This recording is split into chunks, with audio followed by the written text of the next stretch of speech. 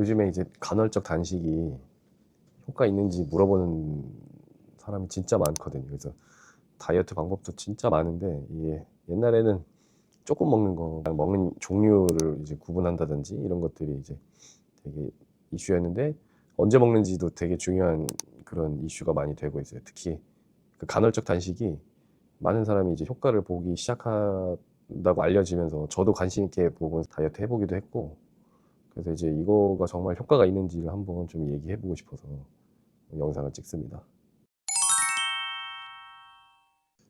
간헐적 단식은 딱 시간을 명확하게 구분을 하는 거예요. 예를 들어서 하루 24시간을 16시간하고 8시간으로 나눠가지고 16시간 동안은 아무것도 안 먹고 물만 마시고 8시간 동안 이제 음식을 먹는 거고, 뭐 그렇게 나누기도 하고, 아니면 아침 점심을 굶고 저녁을 먹거나, 아니면은 점심 저녁을 굶고 아침만 먹거나, 이런 패턴도 있어요.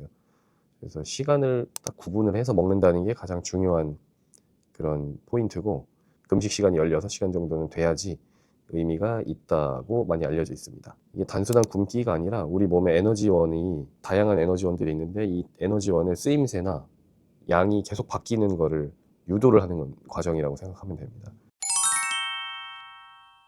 간헐적 단식을 하면은 1차적으로 효과를 볼 수 있는 것들을 먼저 말씀을 드릴게요.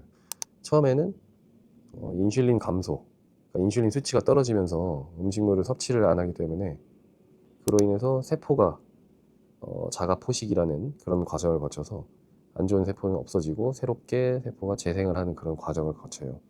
그럼 이제 이 과정을 통해서 염증의 감소 효과를 같이 볼 수가 있고, 그러면 이제 몸은 계속 굶고 있는 상태가 되기 때문에 저장이 된 지방을 이제 꺼내가지고 사용하기 시작해서 지방이 연소가 되는 과정도 거치고, 그 과정에서 혈당도 조절이 되고 수치가 안정화됩니다. 실제로 이 간헐적 단식을 한 사람들이나 연구를 한 사람들에 의하면은 이게 단순히 칼로리 제한보다는 지방을 좀 효율적으로 잘 태울 수 있는 방법으로 소개를 많이 하고 있어요. 그래서 체중 감량 효과가 좋다라고 알려져 있습니다. 간헐적 단식을 하면은 사람들이 이제 궁금해하거나 오해하거나 좀 의심하는 그런 요소들이 많이 있는데, 첫 번째가 이제 근육이 손실이 많이 된다라고 질문을 많이 하거든요. 근육이 단기간 단식을 한다고 해서 막 크게 확 줄어드는 건 아니고, 오히려 이제 성장 호르몬이 활발해지니까 근육을 보호해주는 역할을 하기도 하고, 다만 원래 근육이 많지 않은 굉장히 나이가 있으신 노약자분들이나 아니면은 아주 아기들, 젊은 어린 친구들, 뭐 청소년기 이런 친구들은 이런 간헐적 단식에 대해서는 함부로 하면 안 되고 좀 주의 깊게 살펴보면서 해야 되고, 근육량을 좀 늘린 다음에 하는 게 당연히 좋습니다. 당뇨병 환자나 저혈압, 혈압이 이게 일정하게 잘 유지가 안 되고 어지러움을 잘 느끼시는 분들이나, 아니면 임산부, 그다음에 이제 성장기 청소년 방금 얘기했듯이 그런 환자들은 조심을 해야 돼요. 이게 함부로 한다고 해서 반드시 이게 살이 빠지는 목표가 아니라 대사 자체가 바뀌는 거기 때문에 함부로 하면 안 되고 주의해서 해야 되고, 그다음에 이제 단식을 하면 항상 모든 사람들이 겪는 게 요요 현상인데, 단식하고 나면 항상 허기가 지는 느낌이 들기 때문에 그 감정을 못 이겨갖고 폭식을 하거나, 아니면 이제 그 폭식을 할 때도 음식의 종류를 잘못 선택해가지고 영양소가 이제 맞지 않는 그런 부족한 식사를 하게 되면은 오히려 체중 감량이 방해가 되고 인슐린이 올라가고 혈당이 올라가는 그런 혈당 스파이크 증상이 생기기 때문에 주의를 해야 됩니다.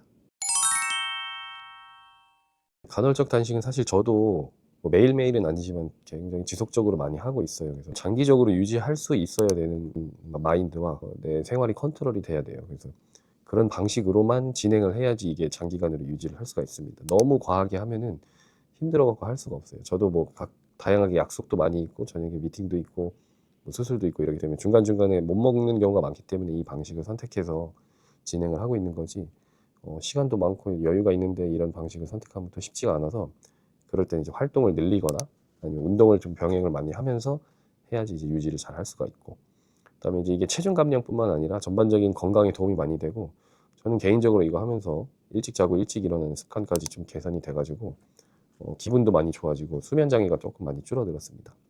제 건강 상태하고 생활 습관을 꼭 고려해서 해야 되고, 아까 얘기 드렸다시피 너무 체중이 말랐거나 아니면 너무 근육이 없는 노약자나 청소년기 같은 그런 사람들은 이거를 너무 무리하게 하면 안 돼요. 그래서 항상 본인의 상태에 맞는 그런 그걸 고려해서 시행을 하는 게 좋고, 그리고 이게 우리 몸에 자연스러운 그런 대사를 잘 이용한다는 개념인 거지, 체중을 강제로 빼버린다 이런 개념으로 생각하면은 스트레스를 받기 때문에 몸에서 탄수화물을 처음에 잘 이용하고 탄수화물이 공급이 되지 않을 때 발생하는 그런 지방 연소 과정을 자연스럽게 활성화시킨다라고 생각을 하면은 어느 정도 느낌이 오실 거고 좀 잘 활용을 할 수가 있을 거예요.